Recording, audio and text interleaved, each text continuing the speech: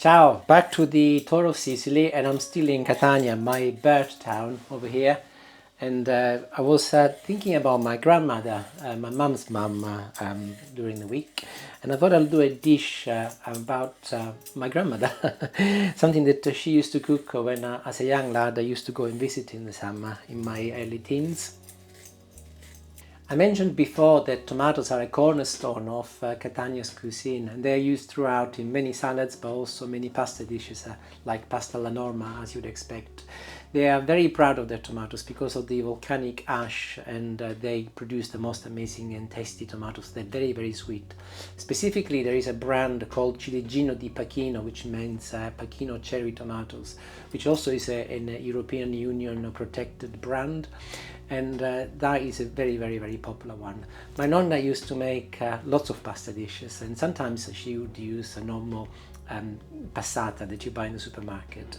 I used to sit down and watch her, and that is the recipe I will try and replicate today, hopefully.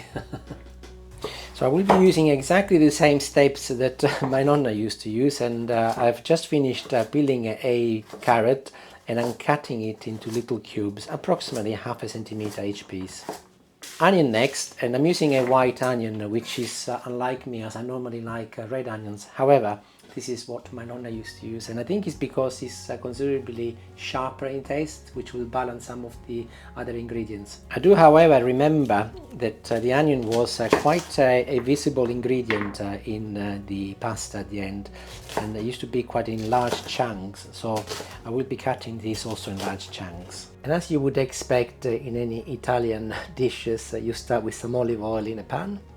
I'm going to replicate exactly the same process, so I'll wait for the oil to heat and I will be adding my vegetables. As soon as they start sizzling, I'll put the lid on and I'll turn the temperature down onto a medium setting, and I'll leave them to now cook for a good 10 minutes. I want everything to go nice and soft, which is exactly what my Nonna used to do. Looking good. Everything is lovely and soft, and I can now add my mince. This is pork mince. You can also use beef mince, but you will find that in this recipe beef mince is less tastier than pork. Pork has got a little bit more fat, so it releases more flavor. However, if like me you want to keep the fat content down, you can now buy mince which has got reduced fat. This is 5% in fat, which is a little bit healthier. Right, the meat is lovely and brown, and I can add a little wine. Not a lot. This is dry white wine, and literally about a quarter of a glass. The alcohol from the wine has evaporated, and I'm now going to add some sultana, or dry fruit raisins, and some pine nuts as well. They are a very typical ingredient for this recipe. I will be adding some tomato passata in a moment, but before I do that, I'll leave everything to cook together for 2 or 3 minutes so that all of the flavors amalgamate. There is a lovely smell coming up already, and I can add my tomato passata and mix it together, and also at the same time add a little salt.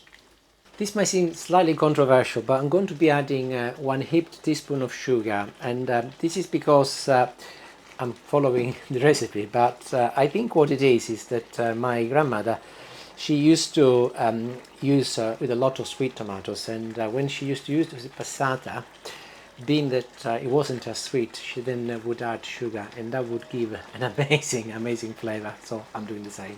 Everything is boiling, and the last ingredient I'm going to be adding is peas. These are frozen peas, but you can of course also use fresh peas. I'll turn it down and I'll let it simmer now, and but with the lid on initially, and I'll leave it to cook for a good hour. It will be amazing because slow cooking this particular type of sauce is ideal, and nowadays we're always in a hurry, but if you plan ahead and you can do it calmly, long and slow, you will be amazed at the amount of flavor, that additional flavor that you will get from the dish. And 1 hour has passed and it is ready. If you look, it has reduced in volume considerably, but also I always think it's fascinating as the color changes, and I will swap them round now as I can do the pasta here, and I'll turn it down. Water is boiling. I'll add a little salt first, And as a little boy I used to love spirals, and that is what I'm going to be cooking today. Pasta is ready and I've drained it, and I'm now putting it back in the pot. I'll add a little sauce first. This will give a base color and flavor to the pasta. And dish one portion.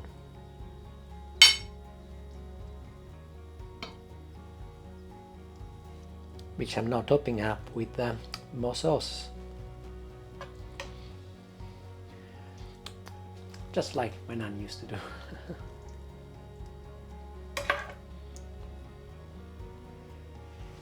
And as you would expect, a little Parmesan cheese on top as well.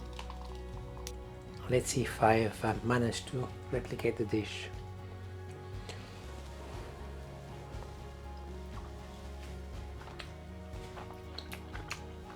I have. It's like going back 40 years. You pay dividend to pay attention, and do take your time, give it love, and I will love you back. That's what I think happens with food very often. Thank you. Hopefully you make it and you will see what I mean. Ciao ciao, see you later, bye.